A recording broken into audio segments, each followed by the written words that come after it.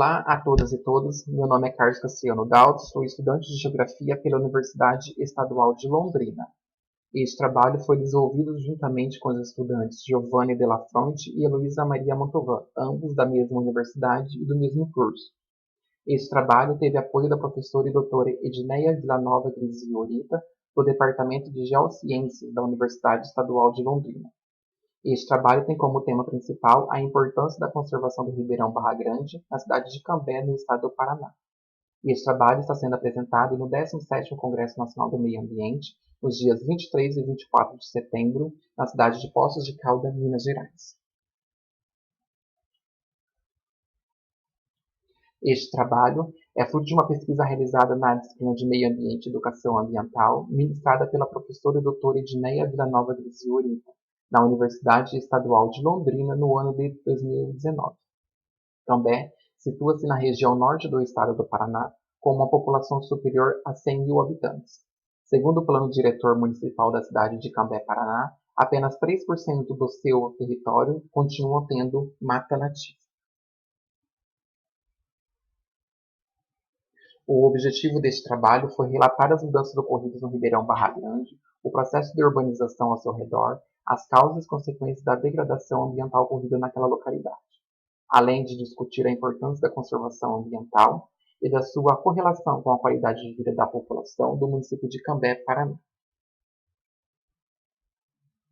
A metodologia utilizada neste trabalho foi de caráter qualitativo e desenvolvida a partir da metodologia de trabalho de campo, que caracteriza pela investigação do fenômeno geográfico em loco, além de pesquisas bibliográficas. Primeiramente, buscou-se conhecer as localizações das áreas verdes e, na sequência, criou-se roteiros para as visitas com meio de conhecer e relacionar homem com a natureza.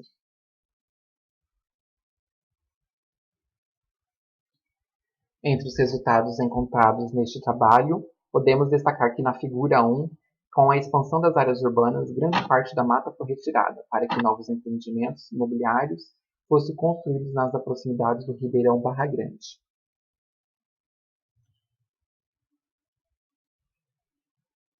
Assim, desde 1993 foram construídos 4 bairros e outros conjuntos, sendo eles o Conjunto Cristal, que foi construído no ano de 1993, o Conjunto Dr. José dos Santos Rocha, que foi construído em 1994, o bairro Jardim Europa, que foi construído no ano de 2014, o Conjunto Ulisses Guimarães, que foi construído no ano de 2016, além também de uma estação de tratamento de esgoto, que foi construído no ano de 1998.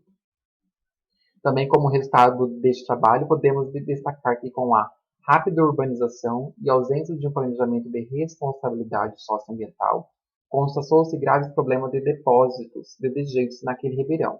Entre os principais podemos destacar as garrafas PET, as latas, o lixo orgânico, o papéis, entre outros resíduos. Esses dejetos podem causar o aumento de graves doenças e também os casos de dengue em épocas de chuva. Verifica-se que o ribeirão está com processo de mudança de suas características originais. Tais fatos podem ser observados na retirada de grandes espécies nativas, próximo das margens, e a falta de conservação ambiental.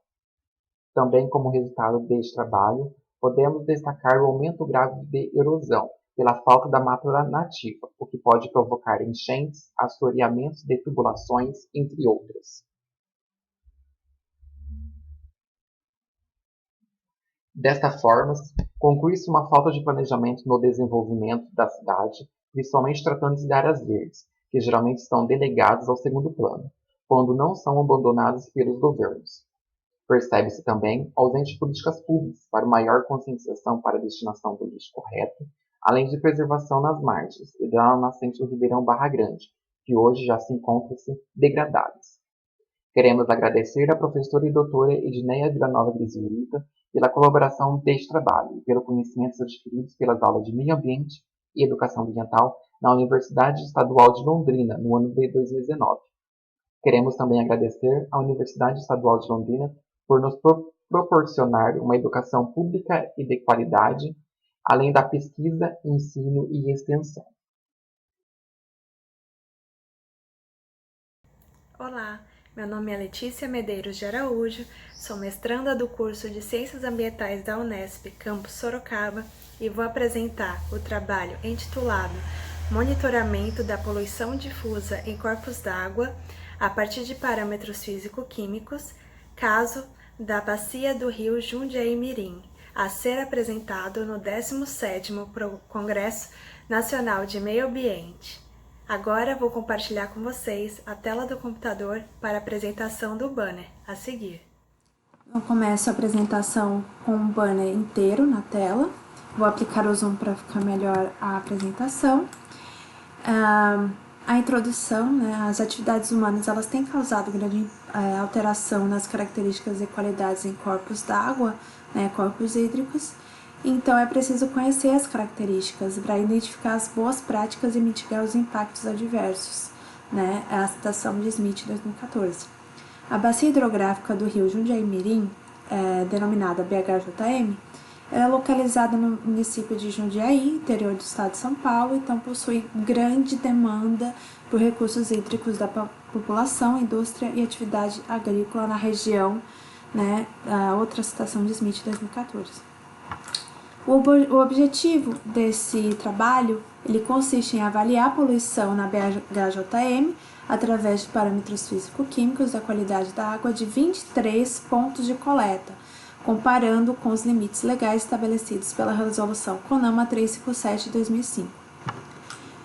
Para a metodologia, foram realizadas coletas de amostras de água superficial de 23 pontos da bacia do rio Jundiaí-Mirim, no estado de São Paulo. Então, vou aplicar o zoom na imagem para ficar a melhor visualização.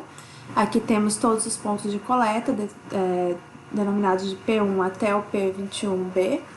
É importante falar que o P1 e o P2 estão mais a jusante da bacia, enquanto o P19, o P21A e o P21B estão mais a montante da bacia.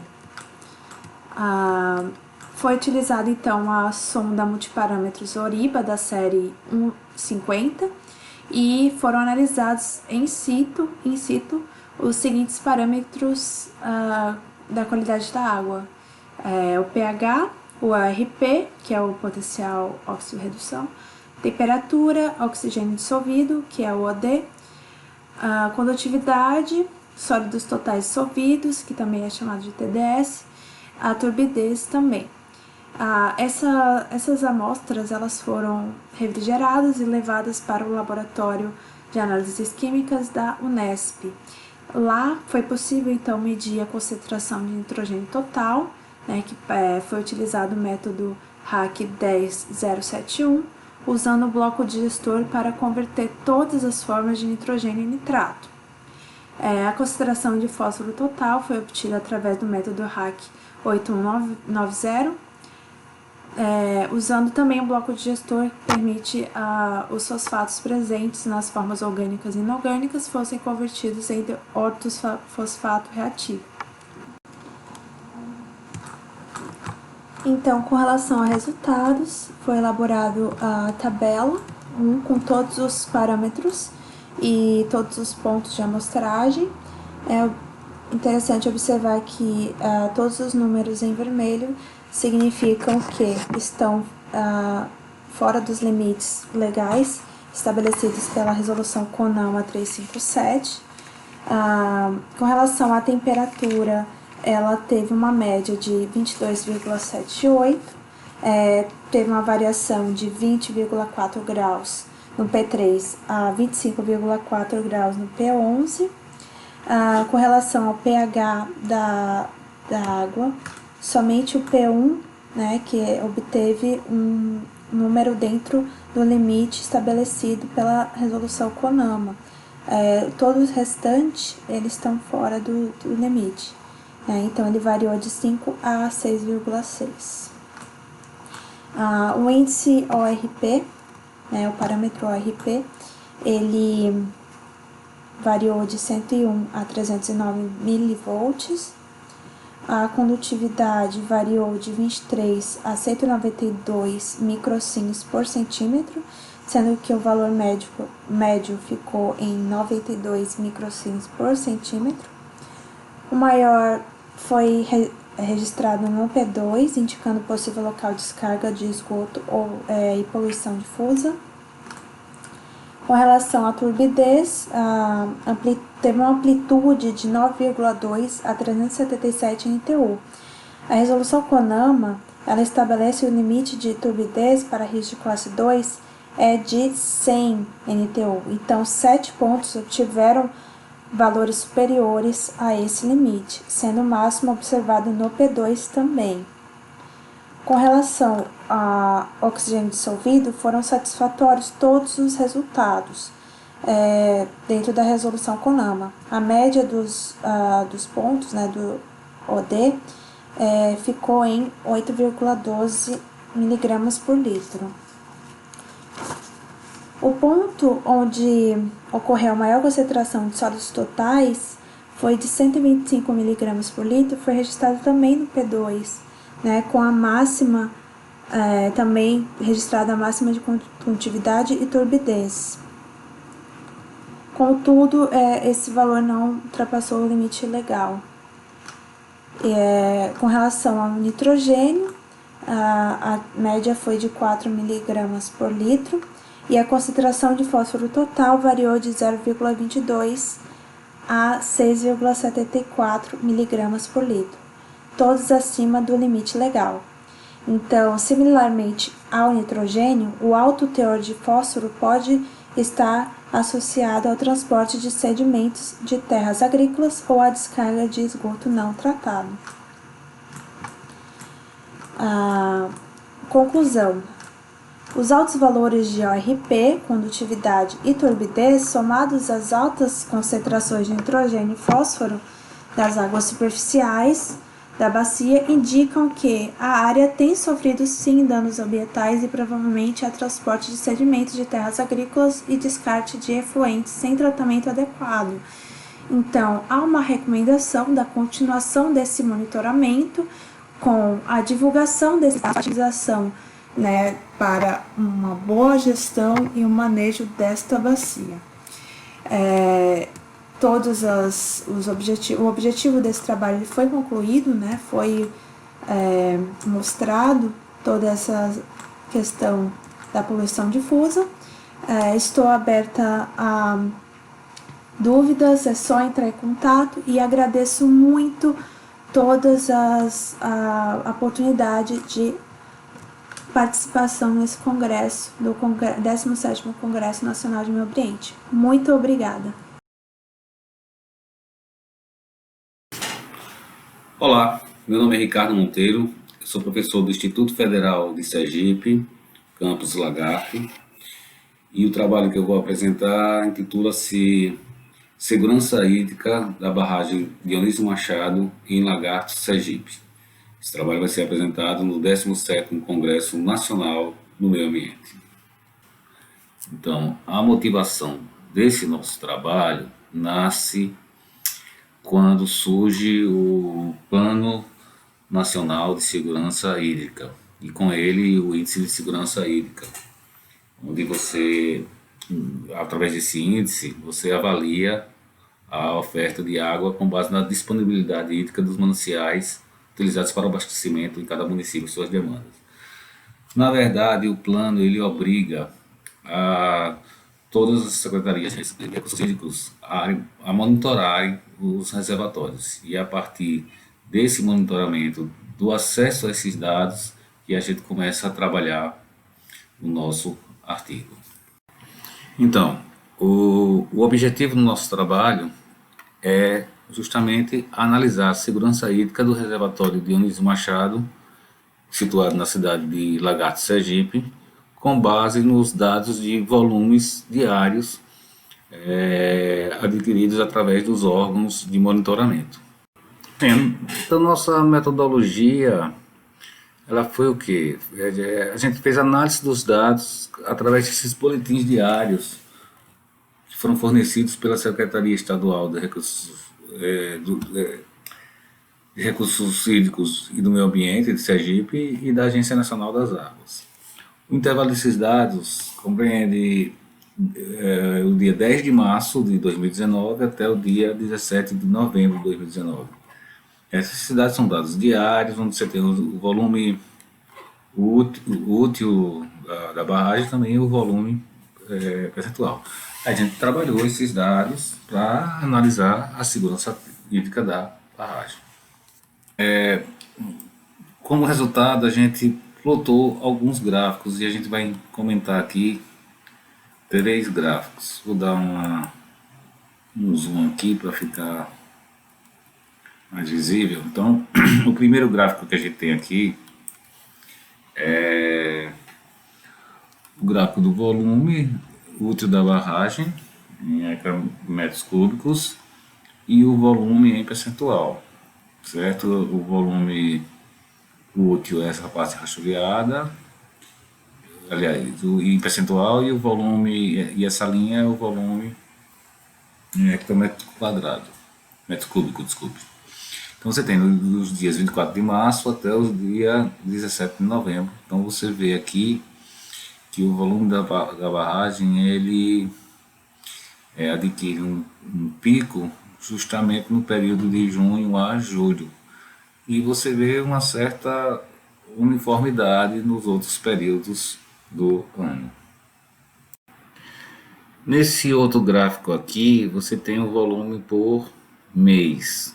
De novo, a gente tem um comportamento parecido. Veja, no mês de julho, onde você tem o maior volume, em termos percentuais, ele ultrapassa 100% da barragem, certo? Você tem aqui o mês de abril e o mês de novembro com valores bem menores.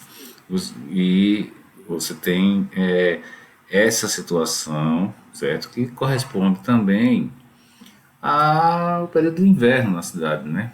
Julho e agosto são os períodos que mais chovem, certo? Lá na cidade de Lagarto. Então você tem um comportamento aqui no mês de julho de maior volume no reservatório.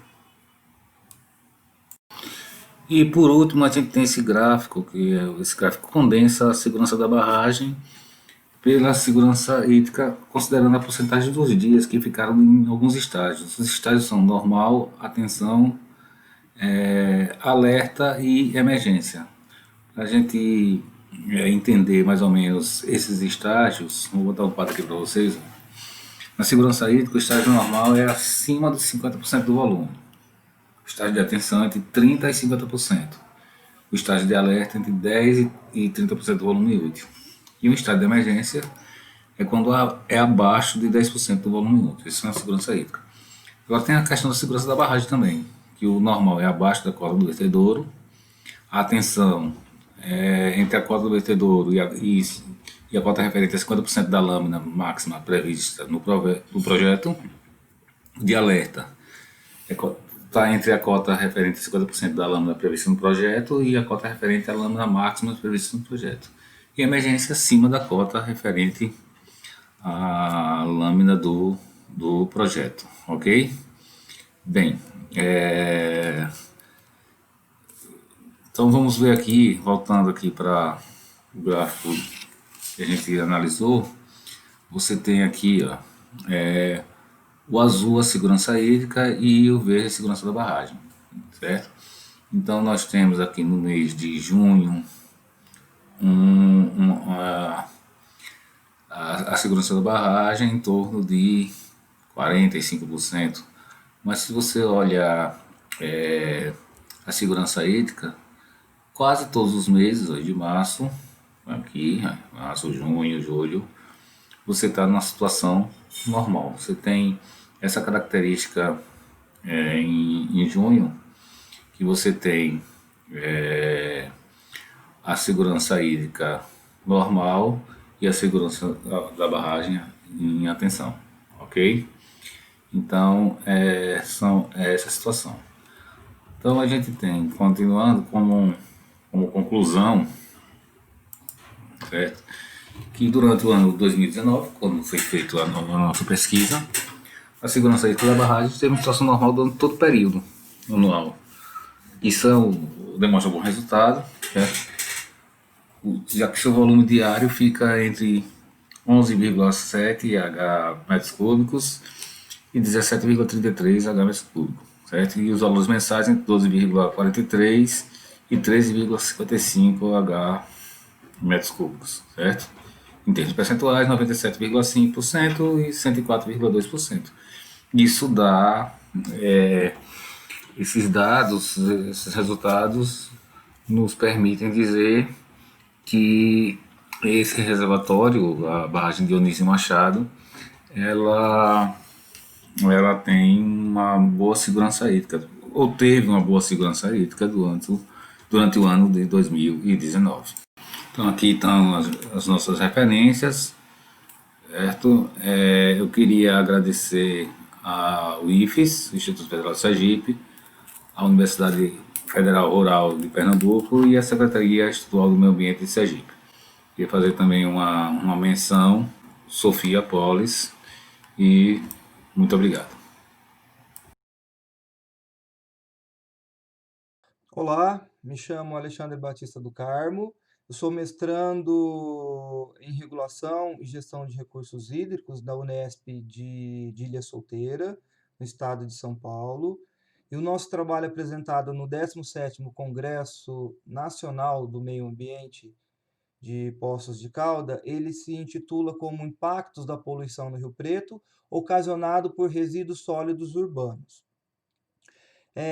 Então, para fazer uma introdução do nosso trabalho, né, é importante destacar que, por conta do crescimento dos grandes centros urbanos, vários impactos eles são ocasionados, principalmente no que se refere à poluição dos cursos d'água.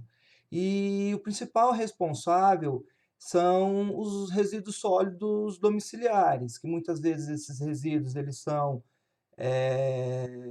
lançados, né, de forma errada no meio urbano e esses resíduos acabam sendo carreados para os cursos d'água. E esses resíduos eles são acumulados na bacia que ocasiona a redução aí da eficiência da drenagem urbana. Outro ponto importante a destacar é que a poluição ela acaba sendo carreada para os leitos dos rios e elas são dispersas por toda a área da bacia, ou seja, a gente acaba identificando um grande número de descartes de forma irregular, né? E quando do período das chuvas, esses resíduos eles vão ser carreados aí para o leito dos rios. O objetivo desse trabalho é estar demonstrando as consequências ocasionadas pelo descarte irregular dos resíduos urbanos no Rio Preto, ocasionados aí por meio da ação antrópica, né, na cidade de São José do Rio Preto, e as ações do poder público. Na metodologia do trabalho, a gente destaca a abordagem, né? Ela foi uma abordagem quali quantitativa, ela foi feita por meio de um levantamento de dados. Esse levantamento ele foi obtido aí através do convênio firmado entre o Conselho Gestor do Fundo Estadual de Defesa dos Interesses Difusos, que é o FID, que esse fundo está ligado à Secretaria de Justiça do Estado de São Paulo. E a execução do projeto, ela prevê a remoção dos resíduos flutuantes e difusos, o desassoreamento e o reflorestamento em trechos do Rio Preto.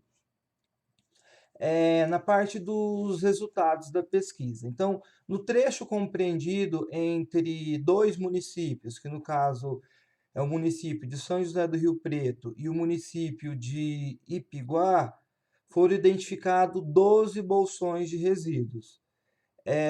Esses bolsões eles tinham aproximadamente 300 metros quadrados de extensão por uma profundidade aí de em torno de 0,5 metros. Esses resíduos eles foram carreados pelo sistema de drenagem urbana que foram provenientes aí do município de Rio Preto, por ser um município de grande porte, né, hoje com aproximadamente 408 mil habitantes, então ele é o município aí responsável por boa parte desses resíduos aí carreados no leito do córrego. Então, o projeto que fez a remoção, né, dos resíduos, ele ocorreu entre o ano de 2015 e 2019. Ele foi um projeto dividido em várias etapas, onde na primeira etapa ocorreu a remoção desses resíduos no rio, que foi a remoção desses 12 bolsões. Então, ao todo, foram coletadas 18.985 toneladas, ou seja, é uma quantidade muito expressiva de resíduos que estavam depositadas aí ao longo do rio. Uma outra etapa do projeto, ele contemplou o plantio de árvores, então ao todo foram plantadas 4.406 árvores. É, foram confeccionados aí materiais orientativos, né, contabilizando 122 mil unidades desses materiais, foram folders, cartilhas, e houve também a aquisição de materiais para educação ambiental. Então, esse projeto, ele tinha um cunho educativo, principalmente no sentido de estar orientando a população da forma correta de descartar os resíduos sólidos. Então, os recursos provenientes do FID foram na ordem de R$ 2.995.418,16. Foram recursos não reembolsáveis. E a contrapartida do município foi na ordem de R$ 326.239,26. Então, o que nós concluímos desse projeto? Que no processo, né, integrado de gestão de resíduos sólidos, tanto o poder público quanto a população, ela tem a sua parcela, tem a sua responsabilidade. E que é fundamental a destinação correta dos resíduos pós-consumo. Então, por meio desse projeto, a gente pôde observar que a ação antrópica ela foi a principal responsável pelo impacto, né, ocasionado aí com a destinação irregular desses resíduos que acabaram se acumulando no leito do rio, e que o poder público ele acabou assumindo a responsabilidade de estar mitigando, reparando esse dano aí que foi ocasionado para o meio ambiente. Então, esse dano ele foi mitigado aí por meio desse projeto, né, dessa remoção desses resíduos, e também ocorreu, né, que eu já mencionei, uma ação educativa, que eu acho que nós acreditamos, né, que essas ações educativas elas têm um resultado muito importante, principalmente no sentido de estar orientando a população da forma correta de descartar esses resíduos. E também um outro ponto que é importante destacar é a importância aí dos acordos setoriais que hoje já existem, né? Que então prevê a destinação correta aí por meio da logística reversa. Então, por fim, aqui a gente apresenta as referências bibliográficas apresentadas aqui no trabalho, e nós fazemos aí o agradecimento para a Unesp de Ilha Solteira, né, na qual eu faço parte aí do programa de mestrado do Prof. Água, a ANA, a CAPES e principalmente ao 17º Congresso Nacional do Meio Ambiente.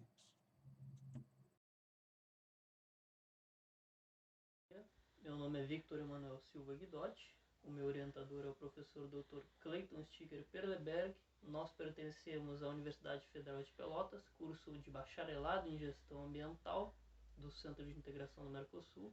O professor Dr. Clayton Sticker é coordenador do curso e eu, Victor Emanuel, sou graduando deste curso. Nós viemos para apresentar o trabalho Uso e Cobertura do Solo nos Campos Nativos Sulinos de 1998 a 2018 no 17º Congresso Nacional do Meio Ambiente, Poços de Caldas, Minas Gerais. Espero que gostem. Obrigado. Bom, para começar, a gente sabe como a questão ambiental está bastante em pauta hoje em dia. A perda de ecossistemas é um dos subtópicos dentro desse tópico da preocupação ambiental. E com base nisso, o trabalho, né, traz aí uma preocupação sobre os campos nativos sulinos, ecossistemas inseridos nos biomas Pampa e Mata Atlântica no Rio Grande do Sul. que vem sofrendo um processo de descaracterização e degradação, entre outras causas pelo manejo insustentável do pastejo, o sobrepastejo, a rotação de culturas feita de forma indevida, né? Causam uma baixa no potencial forrageiro e a processos de arenização que já estão ocorrendo em maior escala na região sudoeste do Rio Grande do Sul. O objetivo desse trabalho foi analisar as mudanças que ocorreram no solo da região do estudo de 98 a 2018. A área do estudo, como a gente pode ver aqui embaixo, composta por 20 municípios, né, do Comitê de Gerenciamento da Bacia Hidrográfica da Lagoa Mirim, do Canal São Gonçalo. É uma área aí do sul do Rio Grande do Sul, que tem mais ou menos 35 mil quilômetros quadrados e cerca de 842 mil habitantes, né? Posteriormente, fez-se uma pesquisa bibliográfica exploratória, como revisão de literatura, na base de dados do CAPES, e os dados de uso e cobertura do solo, utilizando-se a plataforma do MapBiomas, do software MapBiomas. Bom, os nossos resultados podem ser vistos nesta tabela aqui.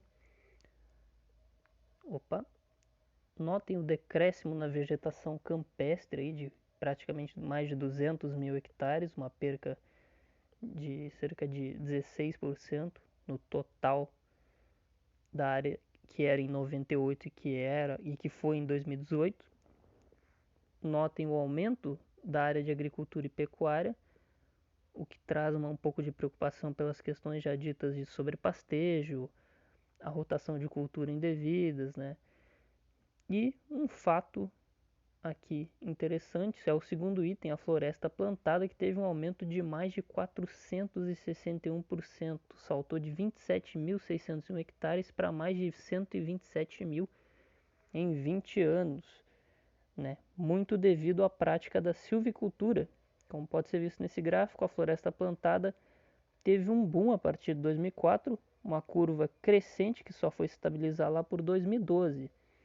Esse aumento se deve pela criação do Comitê Gestor dos Arranjos Produtivos de Base Florestal do Rio Grande do Sul, o ABP Florestal, em 2004, como vocês podem ver o ano em que a curva começou a subir, que propôs a expansão e manutenção da economia de base florestal para dinamizar a metade sul do estado do Rio Grande do Sul, né? Porém, tal prática é um pouco perigosa se não for feita da forma correta. Por quê? Porque espécies utilizadas na silvicultura, como o eucalipto, por exemplo, competem com as espécies nativas e acabam causando uma perda da diversidade vegetal nesse ecossistema, né? Que foi uma das conclusões desse trabalho, que houve perda significativa da área total de vegetação campestre, fato que juntamente com a prática da silvicultura preocupa ainda, né? Introdução de espécies exóticas competem com as espécies nativas e demonstram que os campos nativos sulinos merecem uma maior atenção quanto à sua conservação, né? O bioma pampa atualmente é o que mais perde, não é o mais descaracterizado, como sabemos, é a Mata Atlântica, mas é o que mais perde a ano de área de sua vegetação natural, de como pode ser visto nos gráficos e aqui nos resultados, foi uma redução de 16,46%, mais de 220 mil hectares em 20 anos, o que reforça a nossa tese de que está sofrendo uma perda de área e descaracterização, o que é uma pena porque esses campos prestam diversos serviços ecossistêmicos para aqueles que nele convivem, como regulação do clima, captação de dióxido de carbono, né? Serve muito como as forrageiras para o gado, para o rebanho, né? Para o gado de corte, enfim, serve para diversos serviços ecossistêmicos são prestados por esse ecossistema dos campos nativos sulinos, que estão ameaçados, né, por uma série de fatores, entre eles o aumento aí da área da floresta plantada e práticas, como podemos dizer, condenáveis de agricultura e pecuária, que vem causando uma perda significativa na área total. Aqui as referências utilizadas, e é isso. Agradeço a atenção daqueles que estão assistindo. Perdão por algum erro ou algum desatino, né, que acontece nessas gravações. É uma novidade, acho que para todo mundo, mas enfim, muito obrigado àqueles que assistiram e espero que tenham gostado do trabalho. Olá a todos, meu nome é Daniel Oliveira Reis e eu sou estudante do curso de Ciências Biológicas na Universidade Federal de Sergipe, no campus presente na cidade de Itabaiana, onde também sou estagiário do Laboratório de Ecologia e Conservação da Biodiversidade, orientado pelo professor e também doutor Juliano Ricardo Fabricante. Bem, o título do trabalho que irei apresentar para o 17º Congresso Nacional do Meio Ambiente é Categorização do risco de extinção da espécie Cryptanthus sergipensis. Como a grande maioria deve saber, a extinção das espécies é um processo natural. Entretanto, devido à ação antrópica, esse vem sendo acelerado em algumas centenas ou até mesmo milhares de vezes, fazendo com que dezenas ou milhares de espécies estejam sendo extintas em velocidades muito aceleradas e em grande massa. Assim, a extinção das espécies se enquadra atualmente como um dos grandes problemas ambientais do século XXI.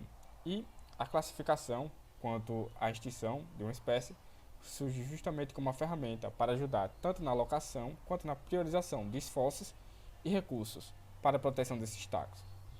Nesse contexto, a IUCN surge com o intuito de padronizar as formas de se classificar os taxos. Assim, ela desenvolve algumas categorias e alguns critérios para a qual as espécies possam se encaixar.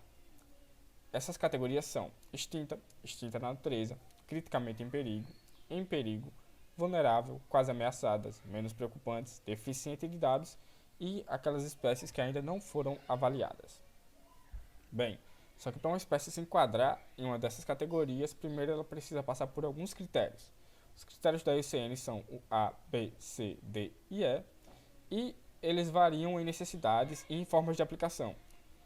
Sendo assim, algumas vezes é possível aplicar alguns critérios para determinadas espécies e às vezes não, sendo necessária a aplicação de outros critérios, como por exemplo o critério utilizado no presente trabalho, que é o critério B, que trata da distribuição de ocorrência do taxon. Esse critério ainda é dividido em critério B1, que trata da extensão de ocorrência, e o B2, que aborda a área de ocupação.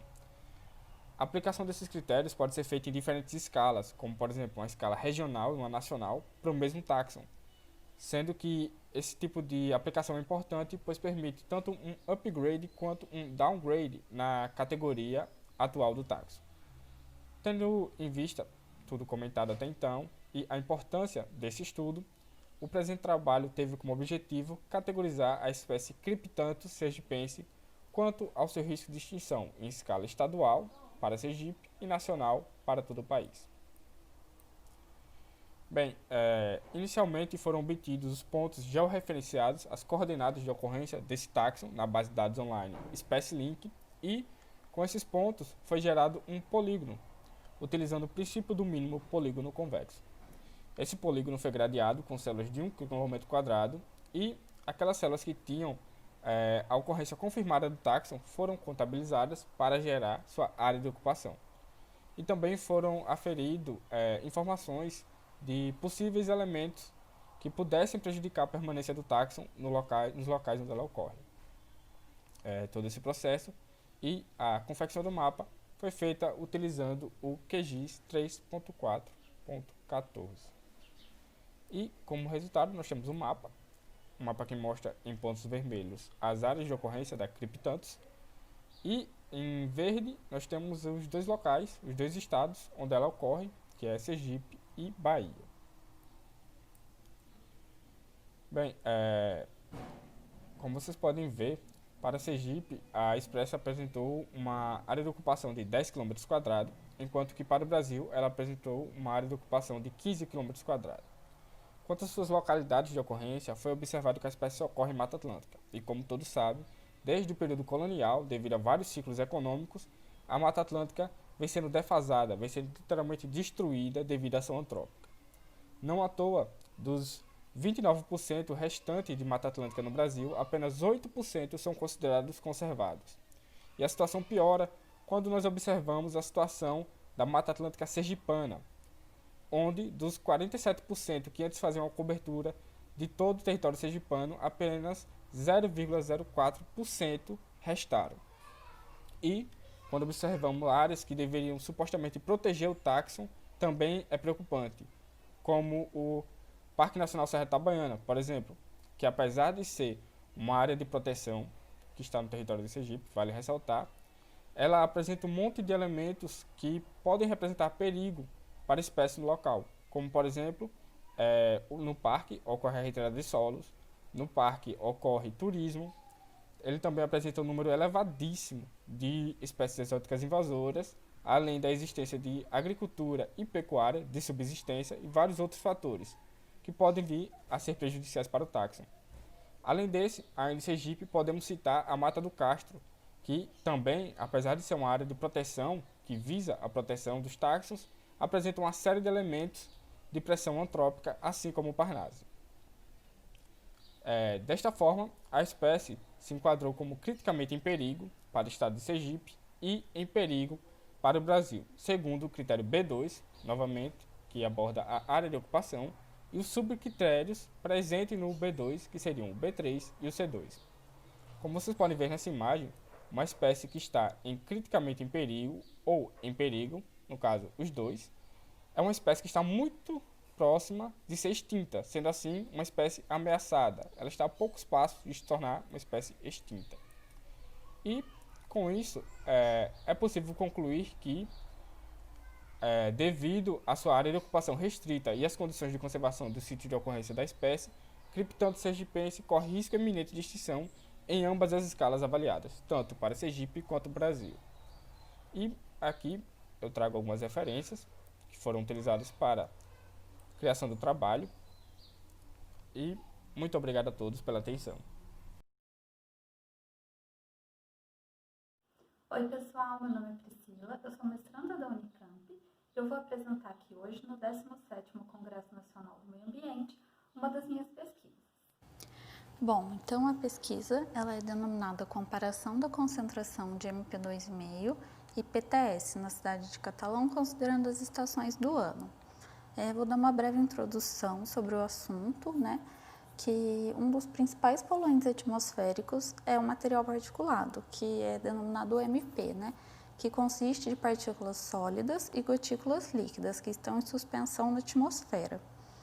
O MP tem algumas subdivisões, de acordo com o seu tamanho. Dentre elas estão o MP2,5, que são partículas com diâmetro aerodinâmico inferior ou igual a 2,5 micrômetros, e o PTS, que são aquelas com diâmetro aerodinâmico inferior a 50 micrômetros. O tamanho dessas partículas está diretamente relacionado ao dano que elas podem causar à saúde humana, sendo que quanto menor é a partícula, maior é o dano causado. Além disso, elas também causam danos à fauna, flora, ao meio ambiente e degradam patrimônio. A composição e a concentração desse material particulado, eles podem ser muito variados, dependendo do local, da fonte emissora, das condições meteorológicas e do período coletado.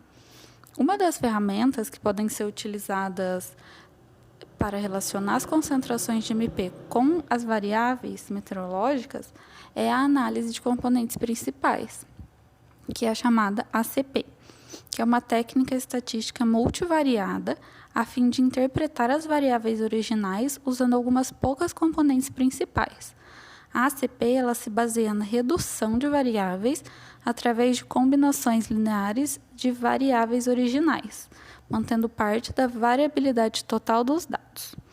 Então, o objetivo do trabalho é a aplicação da ACP para avaliar a relação entre as concentrações dos poluentes atmosféricos, nesse caso MP2,5 e PTS, e as variáveis meteorológicas.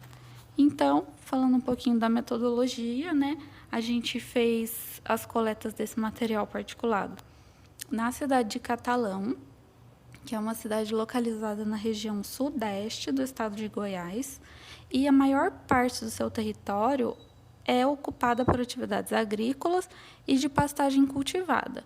E é uma cidade marcada também pela presença de agroindústrias, do agronegócio e do setor de mineração. Então, sendo assim, foram realizadas 15 amostras de cada uma das frações, né, PTS e MP2,5, compreendidas entre fevereiro de 2018 e fevereiro de 2019, abrangendo as 4 estações do ano.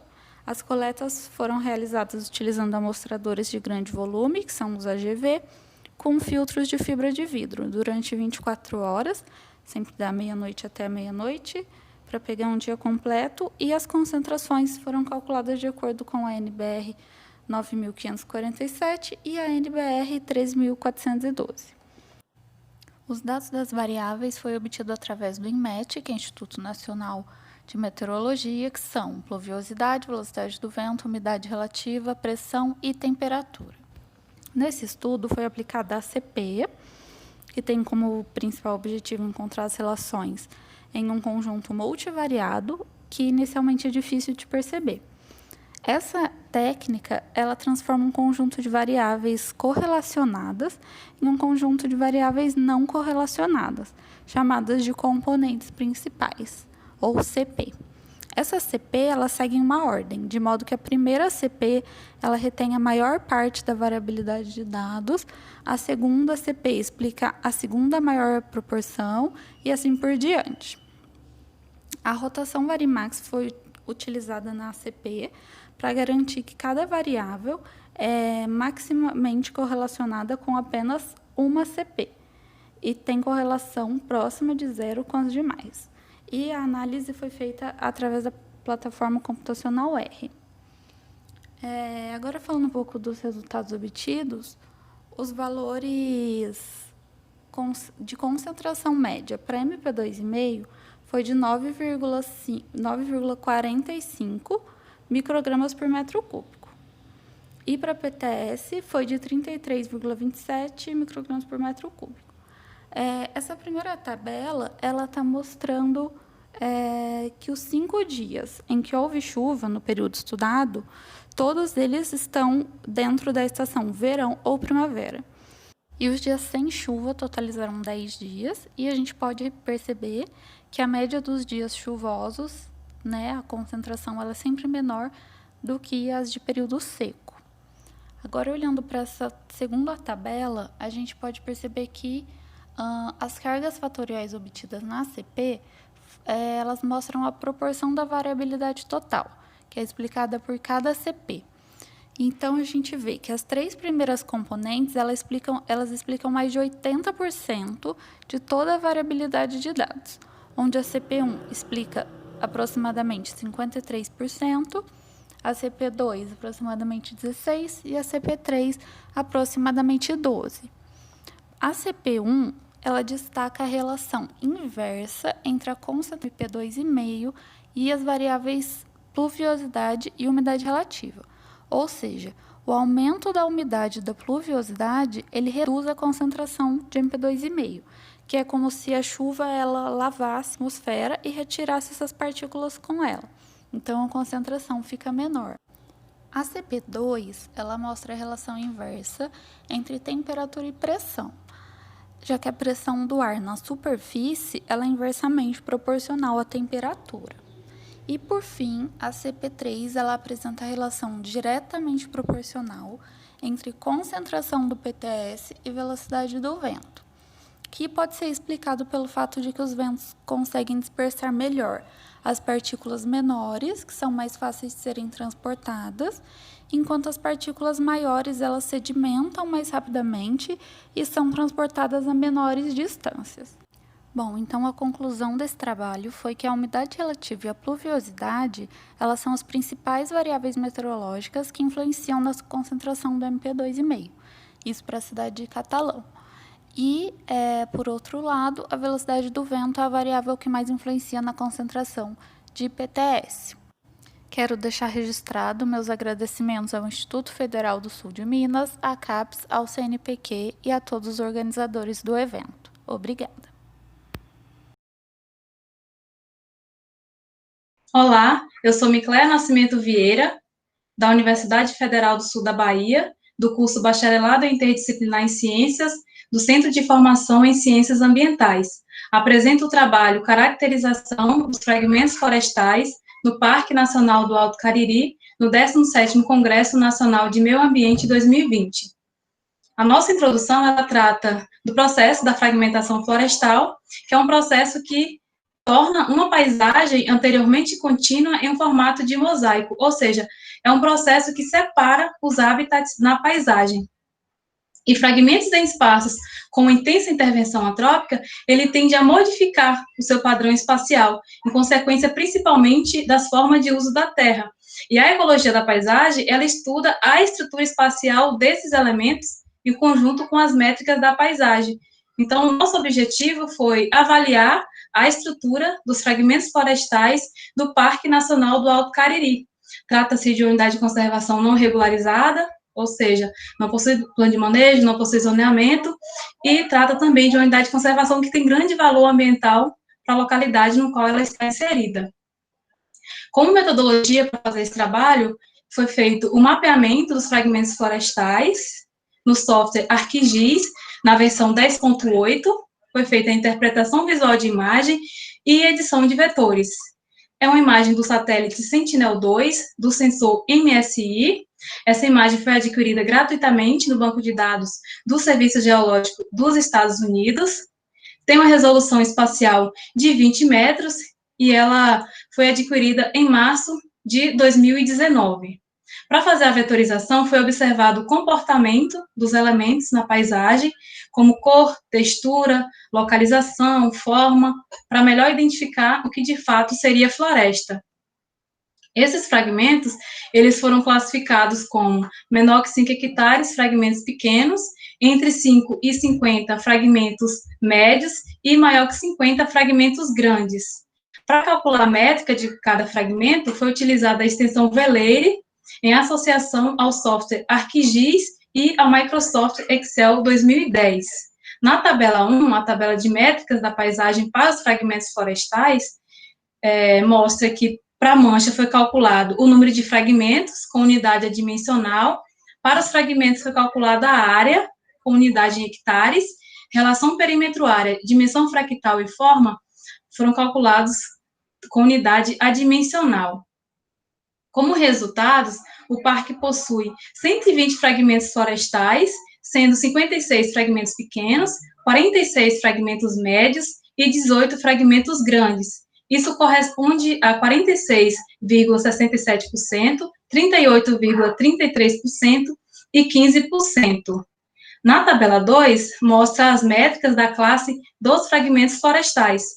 Pode observar que houve grande variação na área dos fragmentos com mínimo de 0,20 e fragmentos com máximo de 5.422,05, ou seja, fragmentos com áreas bem pequenas e fragmentos com áreas bem grandes. A relação perímetro-área também variou, fragmentos com mínimo de 0 e com máximo de 0,10. A dimensão fractal também variou, fragmentos com mínimo de 1,23 e com máximo de 1,42, ou seja, fragmentos mais complexos, fragmentos menos complexos. O índice de forma também mostrou variação na forma dos fragmentos, com mínimo de 1,05 e com máximo de 12,30, ou seja, fragmentos mais regulares, fragmentos mais alongados. Aqui na figura 1, que é o mapa da distribuição dos fragmentos por classe de tamanho, mostra em verde os fragmentos grandes, em amarelo estão os fragmentos médio e em vermelho estão os fragmentos pequenos. O que a gente observa é que os fragmentos grandes, apesar deles estarem em menor quantidade, eles ocupam maior espaço na área do parque. Já os fragmentos pequenos e médios, eles estão concentrados principalmente em áreas antropizadas. A gente consegue ver claramente ao sul, que é uma das áreas mais antropizadas do parque. A gente observou também que os fragmentos grandes, esses que estão concentrados na área central e a oeste, eles apresentam um efeito de borda e uma sinuosidade evidente. Então, existe uma tendência de que esses fragmentos eles sejam ainda mais fragmentados ao longo do tempo, em consequência desse efeito de borda, dessa sinuosidade. Então, a gente observa que o tamanho e a forma dos fragmentos, ele pode influenciar em diversos processos que são considerados importantes para a biodiversidade. Por exemplo, existem espécies que elas necessitam de características específicas de um fragmento para sobreviver e reproduzir. Se esse fragmento ele perde a sua estrutura original, consequentemente, essa espécie vai sofrer as consequências dessa perda de estrutura. Então, no parque existe uma necessidade do desenvolvimento de ação de conservação e educação ambiental, desde ações de reflorestamento para resgatar fragmentos que foram sendo devastados ao longo do tempo, até ações mesmo de educação ambiental para estimular aí a consciência ambiental dos moradores. Como conclusão, o parque apresenta uma mancha com mais da metade de sua área composta por floresta, sendo que a maior parte são fragmentos pequenos, ou seja, fragmentos menores que 5 hectares. Isso indica um grau considerável de fragmentação na paisagem, que está relacionado com as atividades antrópicas que são desenvolvidas na unidade de conservação e com a baixa sensibilização dos moradores. Então, é isso que tínhamos para apresentar. Aqui estão as nossas referências e os nossos agradecimentos à Universidade Federal do Sul da Bahia, Campus Diniz Costa, ao Laboratório de Geoprocessamento e Gestão Costeira, à FAPESB, ao Instituto Federal de Ciência e Tecnologia Sul de Minas e ao CNPq. Obrigada.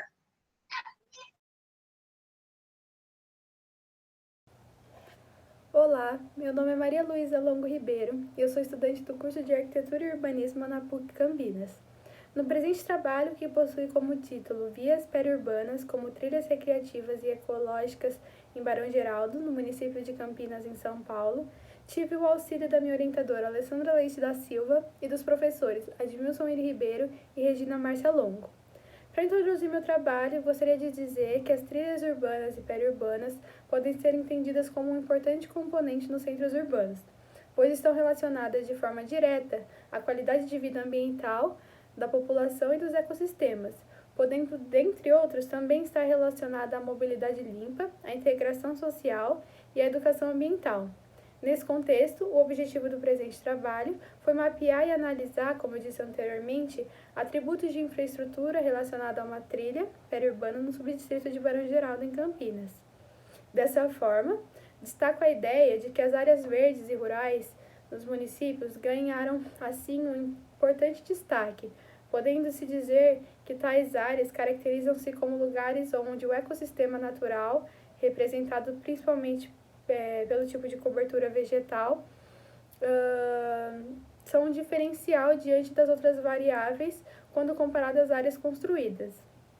Além disso, essas áreas podem ser compostas por trilhas que não funcionam apenas como uma pista ou um caminho, mas que possuem o papel de facilitar o contato e a convivência entre as pessoas do município e garantir a percepção do patrimônio ambiental e cultural local a todos. Agora eu também gostaria de falar um pouquinho sobre a metodologia. Os levantamentos foram realizados por meio do trabalho de campo e por uma análise de satélite. Trata-se de um trecho de trilha localizada no baixo curso da bacia hidrográfica do Ribeirão Inhumas, onde predominam áreas rurais e periurbanas, destacando mais recentemente a presença de alguns condomínios fechados de médio padrão também. As informações obtidas foram distância em quilômetros, tipo de piso também em quilômetros, uso e ocupação do entorno, presença e ausência de iluminação pública, presença e ausência de placas de sinalização, atrativos, os danos ambientais, a questão da acessibilidade e a circulação de veículos e pessoas. Com relação aos resultados, observou-se que a trilha já vem sendo utilizada pela população para atividades recreativas e educacionais, necessitando, porém, de um incremento da gestão pública municipal em atributos como sinalização, segurança pública e unidades coletoras de lixo. Por fim, foi possível concluir que, de maneira geral, a trilha também possui um potencial para ser utilizada como atividades educacionais, relacionadas à questão ambiental, destacando a necessidade, porém, de medidas de preservação e recuperação ambiental nos ecossistemas presentes em seu percurso, tanto por parte dos usuários, como por parte do poder público. Eu agradeço a todos que viram esse vídeo. Caso alguém queira entrar em contato, meu e-mail é marialuisalongoribeiro@gmail.com. Gostaria também de agradecer ao Congresso pela oportunidade e eu fico por aqui. Grata mais uma vez. Olá! O presente trabalho foi realizado por mim, Anne Bianca Santos Cruz, com auxílio de Thierry Santos Almeida, sob a orientação do professor Juliano Ricardo Fabricante. Nós fazemos parte do Laboratório de Ecologia e Conservação da Biodiversidade, qual está localizado na Universidade Federal de Sergipe, campus Itabaiana. O trabalho é intitulado como Modelagem de Nicho Ecológico de Musgos Bioacumuladores de Metais Pesados. Está sendo apresentado no 17º Congresso Nacional do Meio Ambiente. Bom, as briófitas, elas são o segundo maior grupo de plantas no planeta. Elas estão divididas em 3 grupos: musgos, hepáticas e antóceros, ou briófita, marcantiófita e antosserófita. São plantas pequenas e avasculares e costumam ter sensibilidade a alterações no meio ambiente, o que as fazem ser bioindicadoras. Uma dessas alterações podem ser causadas pela contaminação por metais pesados, os quais trazem riscos não só ao meio ambiente, como também à saúde humana. As espécies do presente estudo, Helicodontium capillari e Tuido tomentosum, são 2 espécies bastante importantes para a detectação desses metais pesados, que são zinco, níquel, cobre, chumbo e crômio, porque elas conseguem bioacumular esses metais em seus tecidos. Por isso, é necessário saber onde estas espécies elas são encontradas. Isso pode ser realizado por meio da modelagem de nicho ecológico, que é uma análise que prediz a distribuição da espécie por meio de pontos de ocorrência conhecidos e por meio de dados ambientais. Assim, o objetivo do presente estudo foi realizar a modelagem de nicho ecológico de 2 espécies de musgos bioacumuladores de metais pesados, Helicodontium capillari e Tuido tomentosum.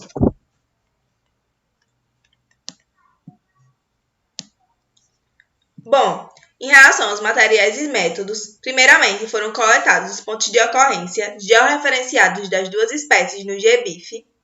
Os pontos duplicados e com erros, os que caíram no oceano, eles foram removidos.